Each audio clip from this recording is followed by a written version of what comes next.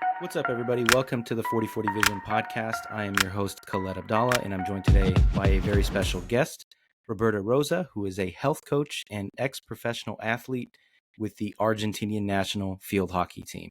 How's everything going today, Roberta? Hi, Khaled. Thank you so much for having me today. Everything is great. How about you? I'm doing excellent. You have quite a view. You're in New York City, right? Yes, I'm right now in my apartment in New York City in Brooklyn, Williamsburg. Okay, very cool. You got a hell of a hmm view. I can see from behind you. So today's topic is your career, your journey as a professional athlete with the Argentinian field hockey team, everything that you've been doing since. So let's take it back to the beginning. Obviously, we mentioned that you're from Argentina. Where in Argentina did you grow up, and what was your early childhood like? Well, I was born in Buenos Aires, which is the capital of Argentina, and I started like my journey in sports. In reality, started when I was really young because since I was a little girl, I was always like moving around, and even like my parents always incentivized me to like do something with my body because I was constantly like very hyperactive, running around everywhere. Like I always felt I had like a special sense and like a special connection to my body. So I started playing different sports when I was young. I did dance.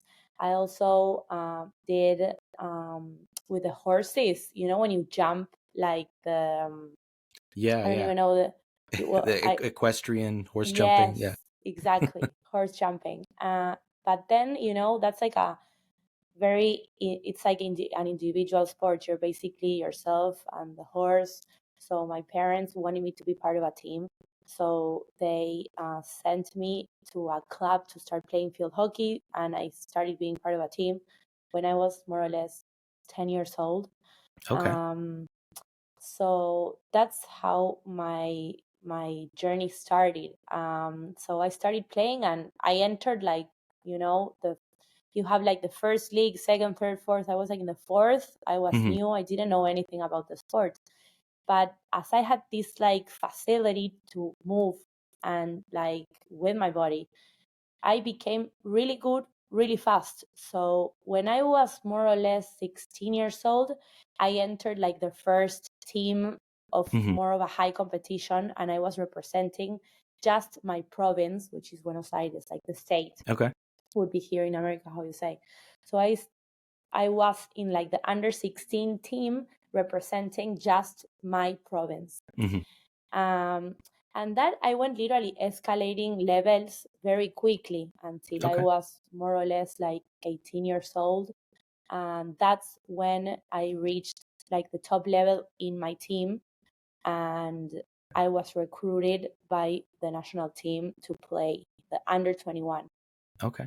So Um, as a kid, did you play? I know Argentina, obviously, football or soccer is the national sport. You guys are great at basketball as well, from yeah, your performance in the Olympics. Did you play any of these sports growing up, or think about playing those sports? I never played professionally or like in competition, but I did play like basketball and soccer with my friends, but something uh, not in competition at all, just to have fun. Mm, Uh, but yes, sports is a big thing in Argentina. The most common thing is like basketball or soccer for guys, and usually girls play field hockey. okay. So it's pretty common in the country. Yeah, I know that. I know women's football or soccer is growing. You guys were in the World Cup last time. Yeah. I know it's slowly catching up to the men's game. It's probably a long way away from catching up to the men's game. But when did you decide? When did it seem like, okay, this is going to be something that I'm going to pursue professionally in terms of field hockey? When did you decide that, or was it just something that you happen to be good at and you just kind of moved in that direction? Yeah, in reality, I when I was very young, I never planned to become like professional in a sport. I did know that I had like this passion because of expressing myself through my body.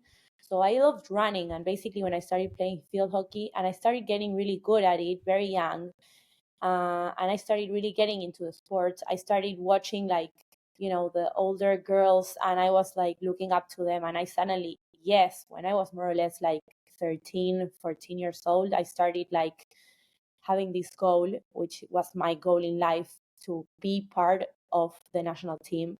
Hmm. In Argentina, it's called Las Leonas, the Lioness. It's Okay. called. So yeah, it became my ultimate goal in life to be part of that team. So I basically was like an addict to field hockey. You know what I mean? Um, I literally like uh, numb myself from life, and the only thing that went and I had on my brain was the sport. I literally trained every day, morning, afternoon, and like with dedication and effort, anyone can do whatever their goal is. Hmm. So I basically trained like really, really hard, and I got good at it. And suddenly, yeah, it was like the path, it was marked for me in a way. But what happened was, yeah, I started becoming better and better until I reached my goal, because I became like part of the team.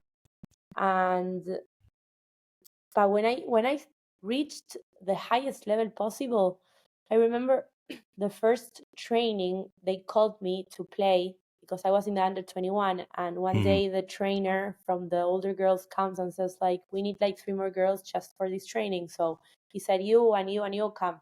One of those girls was And me. this was with the senior national team. Exactly, with a senior team. And so I was sitting like in the bench, about to prepare to get in the field. I remember in my head, I was like, this is the day that I was waiting for my whole life.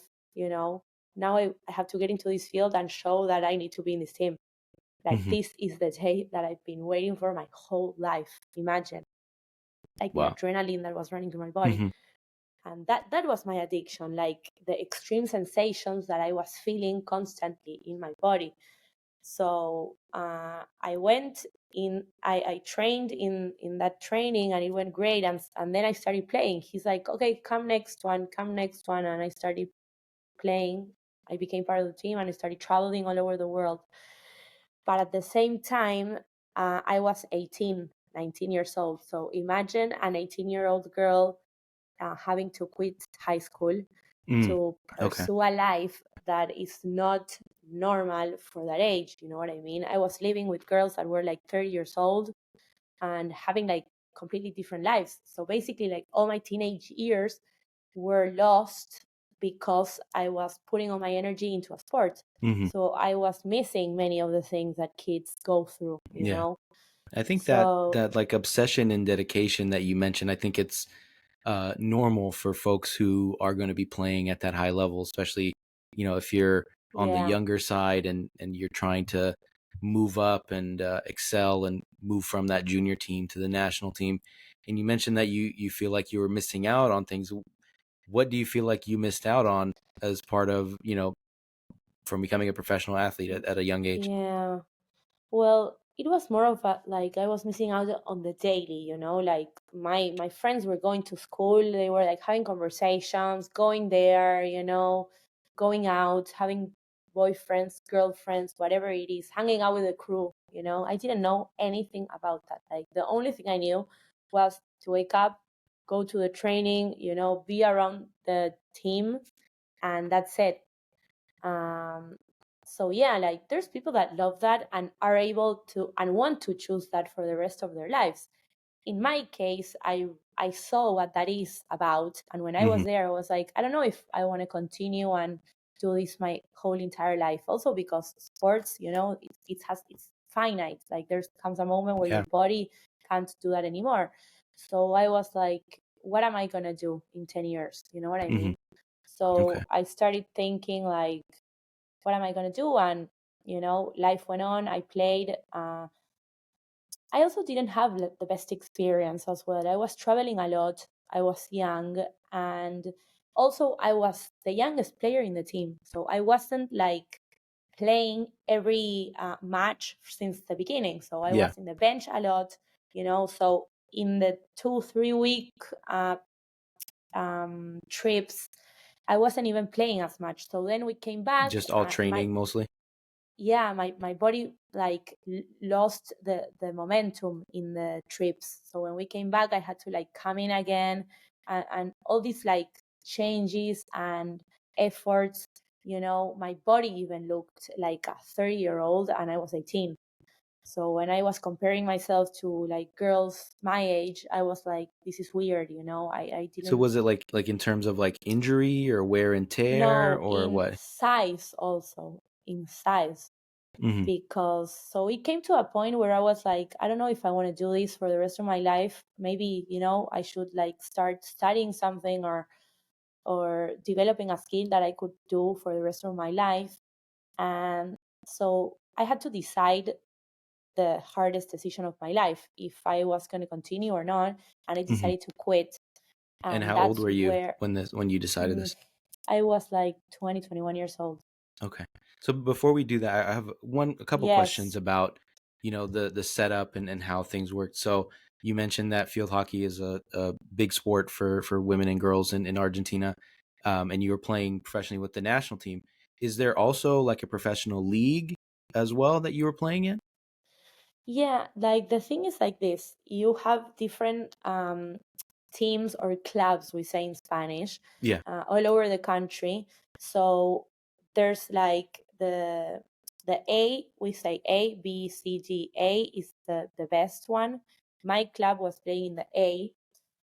There's many other girls that are playing in other clubs, which could be C or D, B, and if you're good enough, you are able to make it to the national team. And if you make it to the national team and you live in another province, you have to travel to Buenos Aires, because that's Hmm. where the main center is. Um, and that's when some of the trainings all took with all the country happen.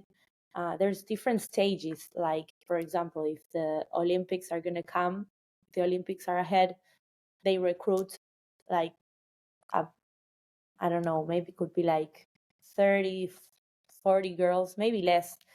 In the senior team, it's already known who is part of that Hmm. team. Maybe there's like two more add-ons or changes.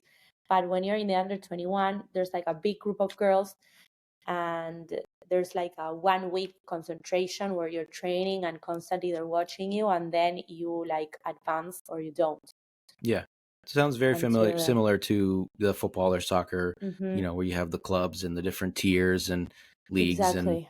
then you get called up to the U21 or the senior team, things like that. Yeah. So it sounds familiar to me. So at least I understand in terms of the concept. But I mean, you said that you didn't have a great experience with the senior team, but what about with the under 21 team? Did you, I mean, obviously you excelled there because you were called up early, but did you have any like really, special moments? I believe you won some gold medals with the U21 team, right?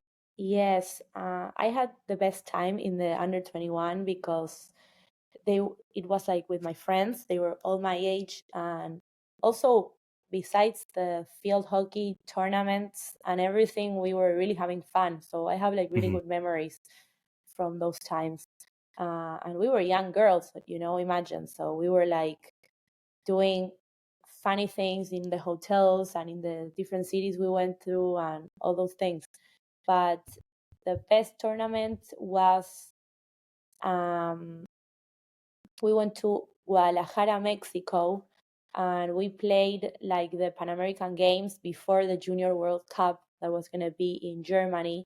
And there we won that tournament, and it was incredible, Wow. because even the male team also won. So all the Argentinians, we were the winners of all the Pan American tournaments. So I remember that was like, it was a feast. We came back Yeah. to the hotel and we started like partying and throwing our things in the balcony, and it was crazy.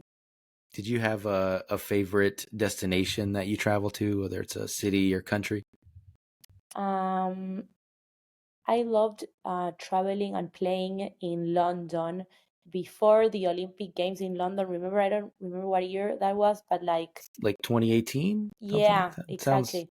somewhat recently. Yeah. Yeah. So in that, I remember that field when they built that, it was like incredible. like the technology. It was like perfect. I really enjoyed being there, uh, and it was great. Anywhere else? I also liked Australia and New Zealand. That was a really nice trip. It was like Okay. very far away from Buenos Aires, but they have great field hockey there as well. Even both Australia and New Zealand. So I really enjoyed that too. Hmm. And every time we went on a trip and we played against other countries, it was nice to meet like the girls and exchange, maybe like the T-shirt or something. So I have like a collection of things from all over the world, and I loved that experience. Yeah, But that's really cool.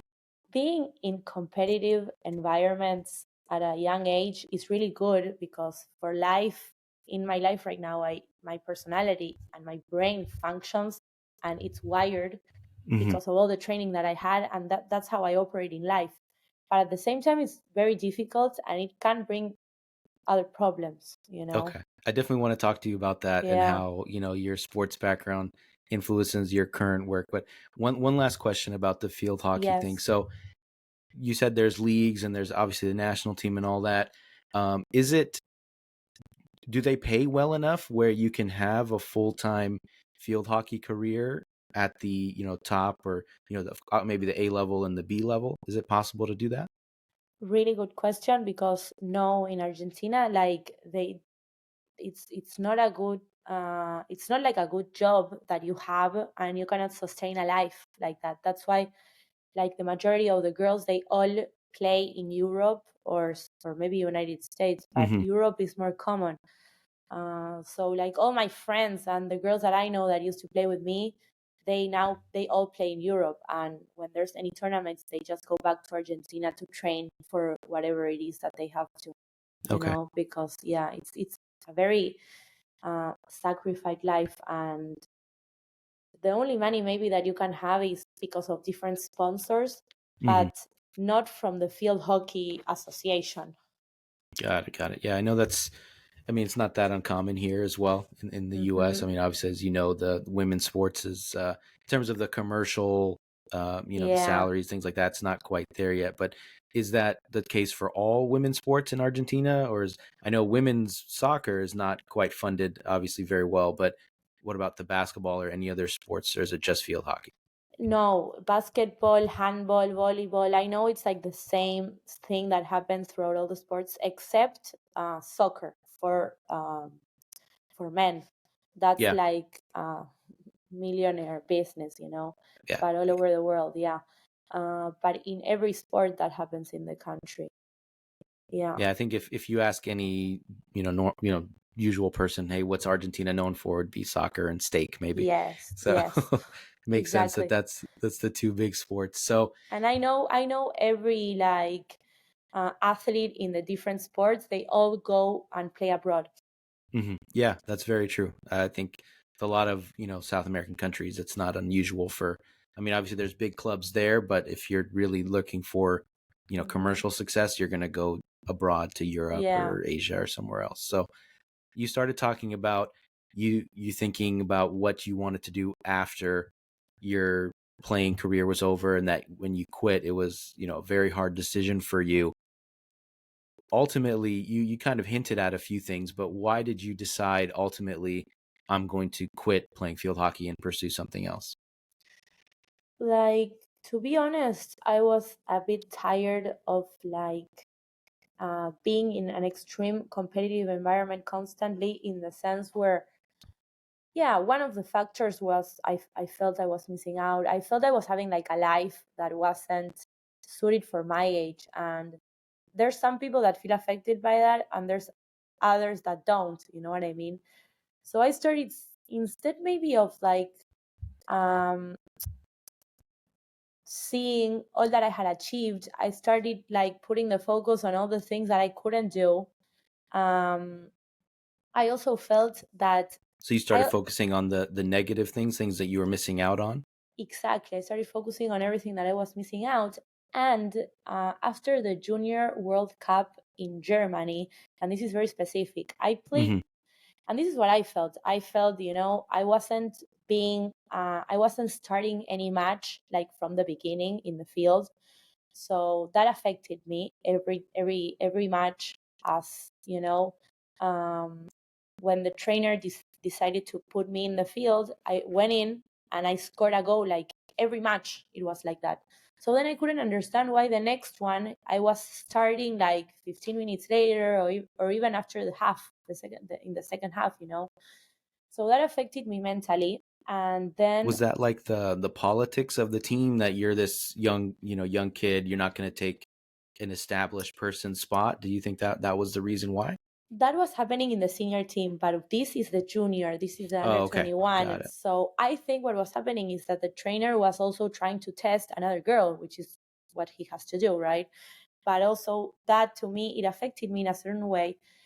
And I started like thinking about, like, if this, if suddenly I start they don't start putting me in the matches, but I'm here training and like living my life aside just for this. But like I'm not like being in the match from the beginning, and I'm not Hmm. playing as much and this and that. And I started saying, I don't know if I want to dedicate my entire life to doing this. I don't have any reassurance. In a couple of years, I will not be able to do this physically. So all these thoughts started coming into my head, and I was like, I feel I need to quit and um, start like my journey in the normal, in the real Hmm. world. But at the same time, I also had gotten to the top level in the sport. I've seen what it is. I saw the dynamics. I saw everything, and it was like, yeah, I could repeat this for a couple more years, but I don't know if I want to do this. So you Uh, wanted to kind of quit and leave on your own terms before you were maybe yeah, forced to stop? yeah. And I quit it basically. And how old were you And when you decided this? 21 Okay. more or less. Also, I love skiing and snowboarding. So I went skiing and I had a really bad injury. I fractured my tibia and fibula. Oh, wow. So already when I was doubting and trying to quit field hockey, I went skiing and I was going to give it a second chance. Like I said, maybe, I'll start training again and see what happens. Maybe not like in the elite and like trying to be the best, but maybe I'll play again. But I broke my leg, and that's when I quit it completely, because that's like a year recovery. So after that, I didn't go back to the sport. Yeah. So Um, your heart was already kind of not in it yeah, 100%. And then, yeah, you know, exactly. And also because of breaking my leg and quitting the sport, I entered into this like black hole of not knowing what to do with my life. The only thing that I knew how to do was play field hockey since very young. The only thing they taught me was how to function in a field with a team of girls. I didn't know how to function in the normal society. mhm. So that brought me a lot of problems. Even like, as I was telling you, my body, how my body was at that time with all the training and the muscle, comparing myself with other girls. I had a lot, like, different eating disorders. Mm. Also, I started partying. All the energy that I used to put into the sport that I released, I started releasing it and channeling it in the wrong way. So you had And kind of an identity crisis. I mean, this is not the first time I've heard yes, this. yes, I very interviewed strong.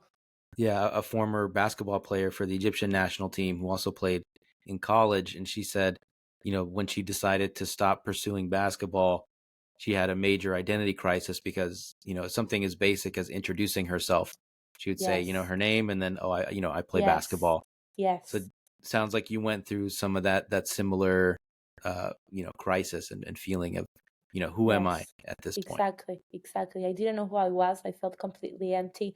And the only thing that I was doing was literally like filling myself up with different things, substances, partying, socializing, whatever, work. I was filling myself just to numb the pain that I was feeling, because I also felt very frustrated. Hmm. And it's very hard to accept how we feel and embrace our emotions, even when you're younger. It's very easy to fall into all these temptations. So that's what happened to me. I was lost. Yeah. I had an identity crisis. So I had to start like a healing journey. You know what I mean? That took many years. So what did you decide to do after you had started after you quit? What did you decide to do professionally? So when I quit field hockey, I started to study graphic design in a university in Buenos Aires. When I graduated after 4 years or five, um, then I worked in a couple agencies there in Argentina, and I decided to pursue a master's degree, and that's why I moved to New York City on design and urban ecologies, which I graduated last year. Well, congratulations. Um, Thank you. And that's when I realized that I had like a passion for like urban spaces, but in the sense of the people that inhabit different spaces and like getting involved in different communities. And so I decided that I wanted to pursue my health coaching career, which that's what I do right now in my current work. Um, Definitely want to hear more about that. and because of like all these experiences that I've had, I'm also able, and it's my passion to be able to help other people achieve whatever goal they have, holistically, Hmm. with their emotions, physically, and spiritually. So I want to hear more about the healing journey that you mentioned in resolving that identity crisis. And it sounds like you found some peace in who you were as a person post, your athletic career. What went into that? What, maybe not one thing that really helped you, but maybe a couple things that helped you, find your way through what you were dealing with. Yeah. um First of all, well, my healing journey, I started going to therapy for a couple of years, because that really helped me to like develop a really important sense of self-awareness. Because for whatever change we want to make in life, we first of all need to be aware that we want to change and what's happening what's our current situation. And then we have to accept, like, and sometimes accepting like bad things that we are going through is not a nice thing, and it's very difficult. Yeah, for So sure. the acceptance is very important, and then you're able to take action in whatever you have to do. So first with therapy, I was able to develop uh, a good sense of self-awareness, going to the root of the problems. And then after many years, I discovered coaching, and it was at that moment when I was able to fully like change my lifestyle, in the sense where I developed different tools to uh, to change my habits. Remember, I told you that I was coming from this past of feeling a void. Yeah. Used to feel the void with whatever, even with food, binge eating. Like I felt sad and I went and ate so much, and then there's shame, and you fast, and all these like unhealthy eating patterns. Um, so I had to relearn everything, even how to the relationship with myself first. You're The re- rewiring your brain essentially yeah, at that then point. yeah, exactly. Relate the relationship with the people around me, all my habits. Like imagine that the brain is used to operating like, oh, I feel sad, I need to eat a cookie and feel better. Like, Hmm. why are you gonna not do that if it's gonna make you feel better? It's really hard. So like training your brain, for training your neurons, instead of going in the highway, that is what you know how to do, they have to go through this new road that maybe it's like unknown, and it has rocks and sticks they have to like go around. So that's what you have to do basically.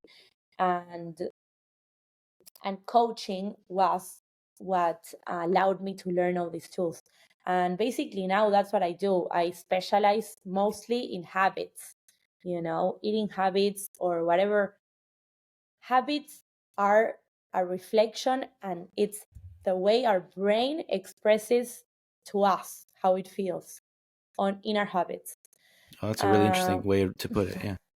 so, and it's very, very difficult, but having an accountability coach, the right guidance, knowing how to set goals, realistic goals, and well, other different tools, everyone is able to attain whatever goal they have to. And of course, this depends on each person, because each person is bio individual, and what works for me won't work for you.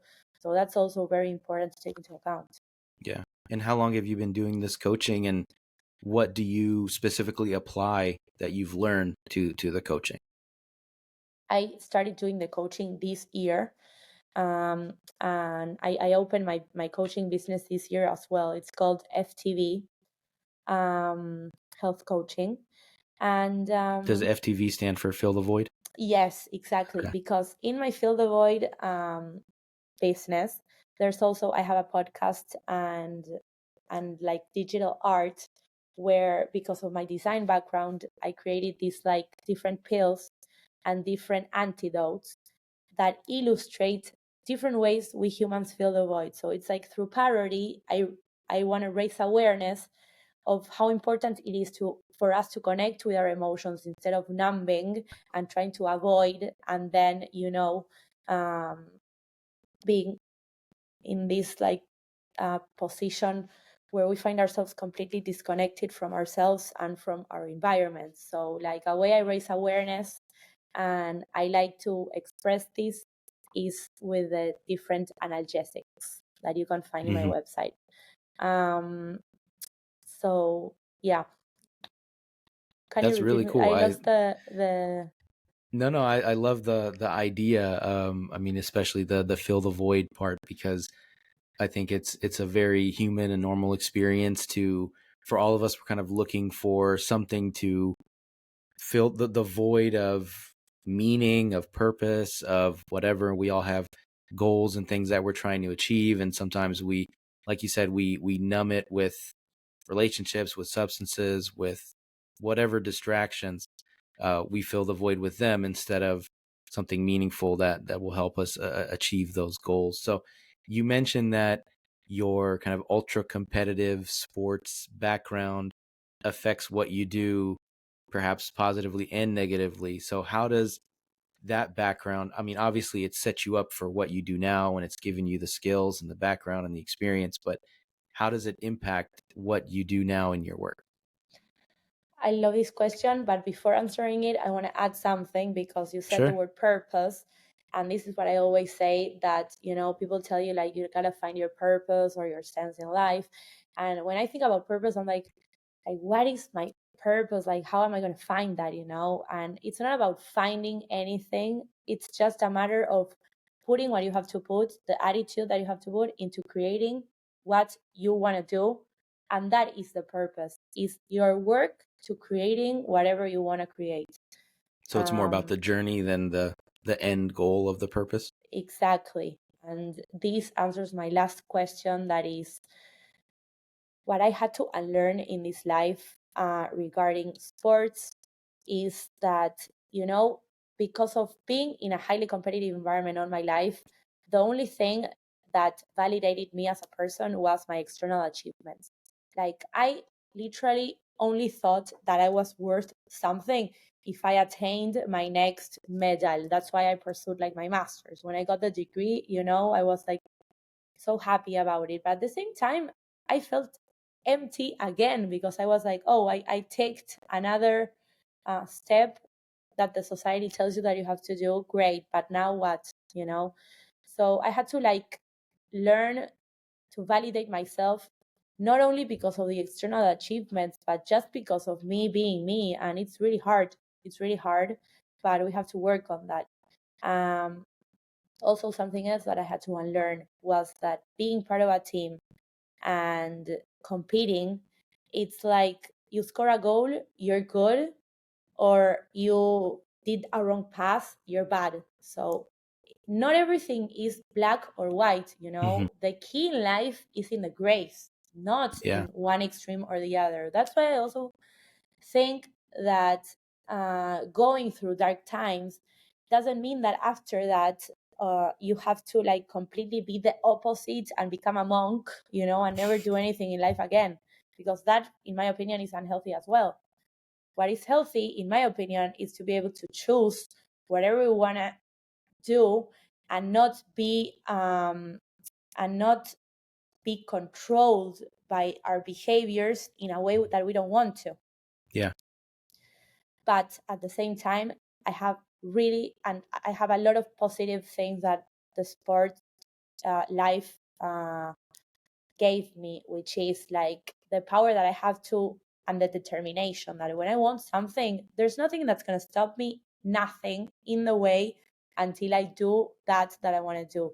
So Mm-hmm. the determination, the attitude in life, um, also this is the most important, being able to repeat the same thing over and over again every day, being consistent. Yeah, That's consistent. Yeah. consistency. These are all the values that I learned in the sports, and that really they are the values that I have as a person now, and I will carry them through my life. Mhm. Yeah, the point that you made about the external validation of, the ticking the box and getting the medal. I've heard that a lot of times in sports where, a player might obsess over winning that title or that trophy. Kevin Durant comes to mind. He was obsessed with winning an NBA title, and then he wins it with the Warriors. And I think he mentioned on a podcast or interview that, he woke up either the next day or shortly after the parade, and he was like, okay, like that's it. Like I don't feel any different than I did a week ago, even though I had Yeah. supposedly achieved what I considered my life's goal. But it's because I think, as he said, and as you said, is that you were seeking that external validation versus the internal validation. So how did you rewire yourself to start seeking that internal validation? And was part of it having those skills of being able to repeat things and be consistent? What changed and made me like be able to change that brain wiring was that I literally have this thought every day of my life, and it's that life is a ladder to nowhere, like literally to nowhere. There's nothing at the top that we know. So instead of focusing Hmm. and waiting to get to the top to see what there is up there, we need only to concentrate in building and refining that ladder to have the best ladder and the nicest ladder, and enjoying like going up that ladder, right? Instead of trying to see what's at the top, because that's an answer we're never going to have. And also being Mm-hmm. empty and having that little feeling of emptiness, it's the motor for us to keep on achieving and doing different things. So it's good that we have a little emptiness, and we don't have to be constantly trying to fill it with things. Mm-hmm. Yeah. That's So it what I sounds like think. a combination of not being complacent, but also enjoying the journey and not focusing so much on the end goal or the end Yeah. purpose. It's about enjoying every step on that ladder. And believe me, it's very difficult, because Mhm. how many people say enjoy the process, don't focus Yeah. on the outcome? Everyone says that, But in reality, if you literally try to feel that, and concentrate, that if something even goes wrong today, like whatever, just enjoy the wrongness. It's an exercise, you know what I mean? Mhm. It's an exercise, and it's the most difficult thing. But we don't have any other thing to do in this life, right? So why don't just try this? I definitely see you're very insightful. I definitely see why you're pursuing being a health coach, and I can definitely see a lot of benefit from what you offer. So, where can folks find you? You mentioned your website. Are you active on social media as well? And where can folks find your work? Yes, of course. My Instagram is fill the void period club, so you can follow me there for the podcast. And also my website is ftvhealthcoach.com. You can uh, go in the website and look at the programs. You can send me an email or message me. There's my phone. You have my phone number there too for any inquiries or questions about that, and I'll be more than happy to answer everything. Awesome. I'll make sure to include all that in the episode description on Spotify and YouTube and all that stuff. So thank you so much for your time. I truly enjoyed the conversation. Very inspiring. Best of luck to you in your career. Anything that you want to share with our listeners before we wrap up? Of course. What I want to share is that life is a difficult journey, but how the word says it, it's a journey, and we're all in these different places. So